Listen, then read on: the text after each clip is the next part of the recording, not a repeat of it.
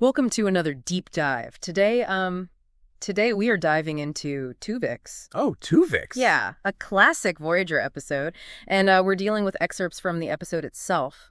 And let me tell you, it gets intense. Just imagine a transporter mishap that merges Tuvok and Neelix along with an alien orchid. Oh, wow. Creating a brand new life form. I mean, it really makes you question the very definition of personhood, doesn't it? You have two distinct individuals, each with their own history, their own consciousness, now combined into one being. It's wild. Right. And it's not just a superficial blend. This new being, Tuvix, has the memories and experiences of both Tuvok and Neelix. Yeah. He even recognizes everyone on the ship immediately and accepts his new reality with, well, surprising calm. That calm acceptance is fascinating to me. Yeah. You'd expect confusion, maybe even panic. Yeah. But Tuvix just seems to roll with it. He goes straight to sickbay. Right. Even points out that worrying would be illogical. Yeah, it's almost as if he's instantly integrated those Vulcan tendencies. Right. Which I guess makes sense, considering he's got Tuvok's logical mind in there somewhere. But then you see flashes of Neelix's violent nature, too. Exactly. The writers do a brilliant job of weaving those contrasting personalities together. Remember when Tuvix takes over the mess hall? Which is, in its usual state of chaos. Yeah. He manages to whip up a delicious meal and restore order. Yes. Demonstrating both Neelix's culinary skills and Tuvok's discipline. Absolutely. And then there's the scene where he solves a technical problem that had stumped even Tuvok. I know, right? It's like their combined knowledge makes them greater than the sum of their parts. Do you think that the episode is suggesting that merging two minds could create something truly unique? That's a question the episode grapples with throughout. Is Tuvix simply a combination of pre-existing elements? Right. Or is he something entirely new? The writers don't give us an easy answer, which I think is what makes it so thought-provoking. And as Tuvix settles into life on Voyager, the ethical questions start to swirl. At first, everyone is focused on separating him, on getting Tuvok and Neelix back. But what happens when those attempts fail? What happens when the possibility of separation becomes less and less likely? That's when the crew and the viewers are forced to confront a deeply unsettling dilemma. Yes. If Tuvix is truly a unique individual, does he have the same right to life as Tuvok and Neelix? Is it even ethical to try and separate them at that point? Especially considering how seamlessly he's integrated into the crew. Yeah. He's forming relationships, contributing his skills, even finding love. Remember his declaration to Keys? Oh, yeah. That throws another wrench into the works. Absolutely. That scene with Keys really highlights the complexity of the situation. She's obviously torn between her feelings for Neelix and her growing connection with Tuvix. It forces us to ask ourselves if it's even possible to love two beings who are essentially one. And then, just as everyone is starting to accept the possibility that Tuvix might be here to stay, the episode throws us a curveball, the breakthrough, a way to separate Tuvok and Neelix. And with that discovery, everything changes. Oh, yeah. The focus shifts from can we to should we. It's no longer about the technical possibility of separation, but about the moral implications. Suddenly, the crew has to choose between sacrificing one life to save two. So here we are facing an impossible choice. The fate of three individuals hangs in the balance. What would you do if you were in their shoes? It's a question with no easy answers.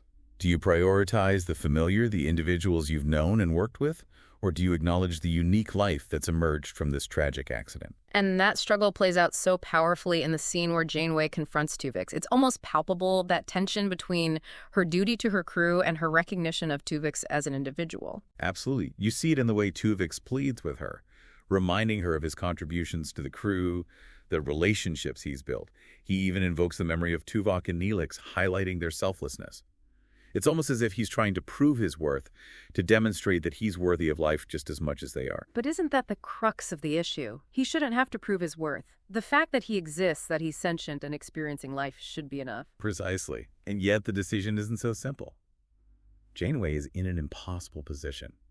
She has to consider the impact on the entire crew, the potential ramifications of essentially ending a life, even one that came about in such an unusual way. And that's where the episode really pushes us to examine our own values. What would we prioritize in such a situation? Loyalty, the greater good, the sanctity of a single life. It's interesting that even within the crew, there's no consensus. You see Chakotay's wrestling with the decision, Paris voicing his doubts. It underscores the fact that there is no easy answer, no universally agreed-upon solution. It's heartbreaking to watch Tuvix's final moments.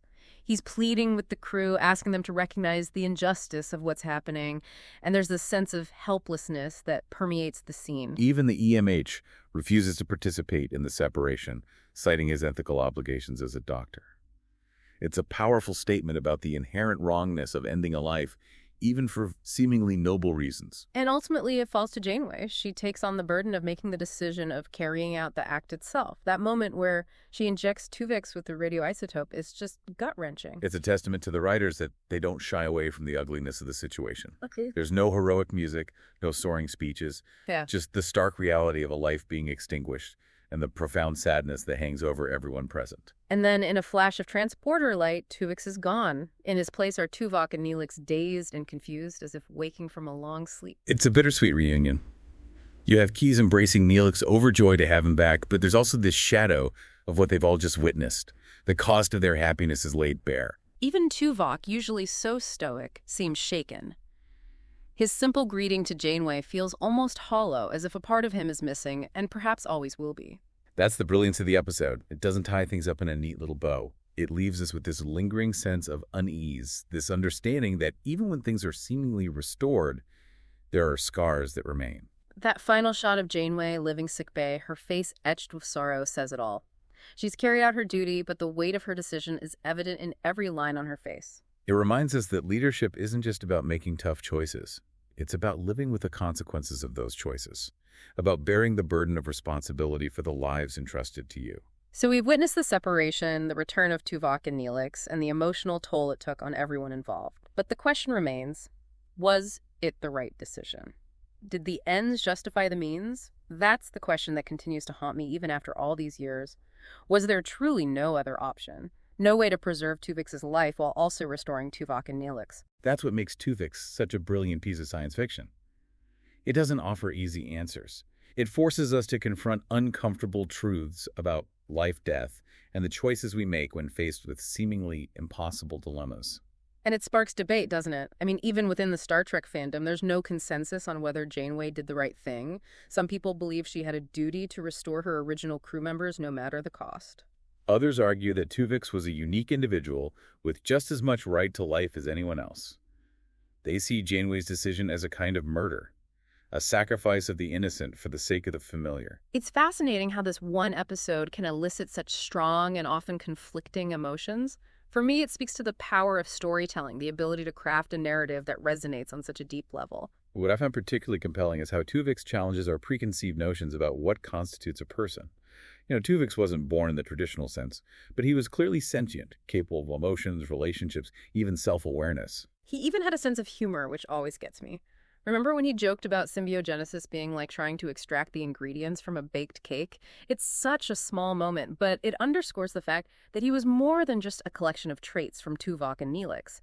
He was his own being with his own unique perspective. And that raises the question, does the origin of a life matter? Should it have any bearing on our perception of that life's value? Is a being who emerges from a transporter accident any less worthy of consideration than someone who is born through conventional means?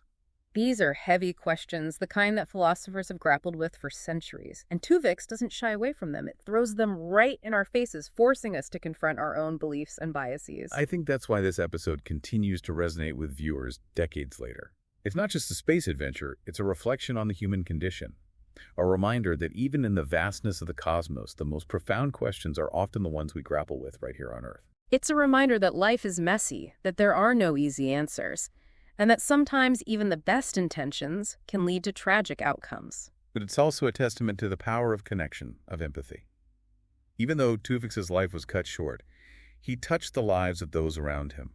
He made them question their assumptions, forced them to confront their own moral compasses. And in a way, he lives on through them, through the impact he had on their lives, on their perspectives. So as we wrap up our deep dive into Tuvix, I think the most important takeaway is this. Embrace the complexity. Don't shy away from the difficult questions. Engage with the gray areas. Allow yourself to feel the discomfort, to wrestle with the what-ifs. Because it's in those moments of uncertainty, of grappling with the unknown, that we truly grow, that we expand our understanding of ourselves and the world around us. And who knows, maybe those difficult conversations, those moments of introspection will lead us to a better future one, where we're better equipped to handle the ethical challenges that inevitably lie ahead. So the next time you find yourself facing a seemingly impossible choice, remember Tuvix. Remember the weight of those decisions, the ripple effects they create. And above all, remember that even in the darkest of times, there's always hope. Hope for a future where compassion and understanding prevail. Thanks for joining us for this deep dive. It's been a pleasure.